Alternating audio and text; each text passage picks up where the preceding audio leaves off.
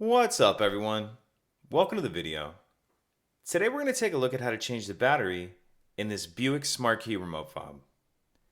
This remote key fob is going to use replacement battery CR2450, and I'll put a link in the description box of this video to where you can purchase these batteries if you're in need. The first thing we need to do is remove the emergency key that's in the bottom of the key fob. That's done by pressing this release here, and the emergency key will slide out like that. Now if we hold our key fob with the buttons facing down and we take a look at the bottom of it, we see this notch right here. Not sure how well the camera's picking that up, but what you want to do is take your emergency key and stick it in that notch, and then I'm just going to pry up on this back cover like that. Go ahead and pull that back cover off. Now we see our battery right here. And you can use your emergency key to get in one of these two notches and get under the edge of the battery and get it out of that holder.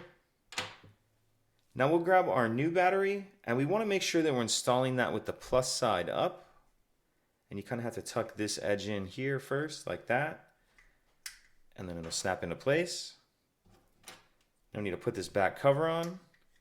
And looking at it like this, we kind of need to hook the top on first. Hook the top on like that.